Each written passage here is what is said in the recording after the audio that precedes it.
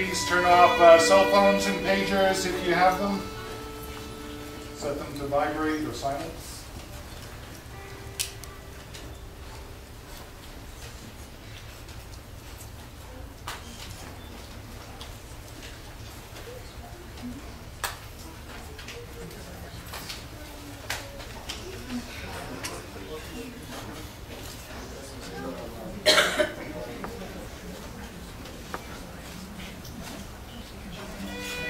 Stand for the bride, please.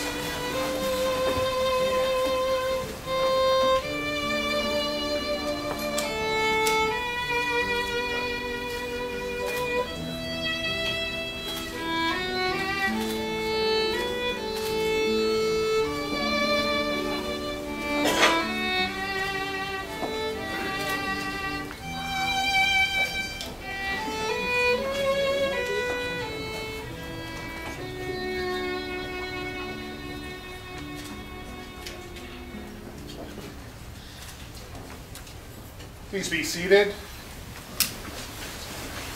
From every human being, there rises a light that reaches straight to heaven.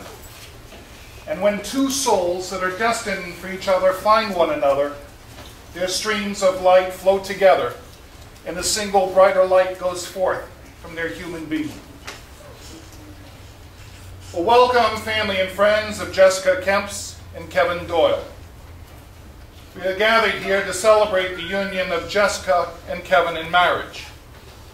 Marriage is both a sacred and yet a joyous covenant, which should be entered into reverently, that husband and wife may give to each other companionship, help, and comfort in times of both prosperity and in times of adversity. Into this sacred covenant, these two persons now desire to enter. Marriage of Jessica and Kevin has called us together because this union touches each one of us. A new family is established in our midst today, and we celebrate that relationship with the bride and the groom.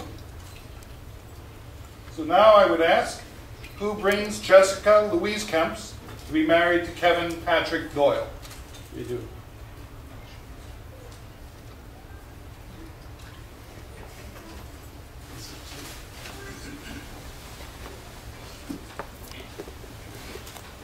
Love between a man and a woman, like any other love, is a love generous in offering and generous in receiving. It is full of laughter, mercy, and rejoicing. Love nourishes, but it does not possess. In love, we affirm one another, but do not dominate. To love is not to win or lose, but to help and to be helped. In the words of the Apostle Paul, I remind you that love is patient, love is kind, and envies no one.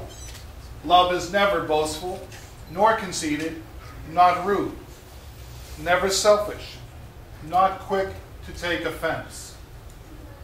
Love keeps no score of wrongs, does not gloat over another's failings, but delights in the truth. There is nothing love cannot face. There is no limit to its faith, its hope, and its endurance. So faith, hope, and love abide, these three. But the greatest of them all, I tell you, is love. Our first reading will be delivered by the mother of the groom, Jan Downey, and comes from 1 Corinthians chapter 13, verses 1 through 13.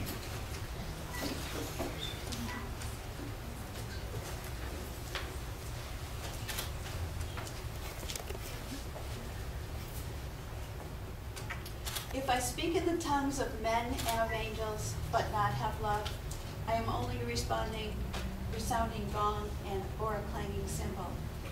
If I have the gift of prophecy and can fathom all mysteries and all knowledge, and if I have faith that I can move mountains, but have not love, I am nothing. If I give all I possess to the poor and surrender my body to the flames, but have not love, I gain nothing. Love is patient, love is kind. It does not envy, It does not boast. It is not proud. It is not rude. It is not self-seeking. It is not easily angered. It keeps no record of wrongs. Love does not delight in evil, but rejoices with the truth. It always protects, always trusts, always hopes, and always perseveres.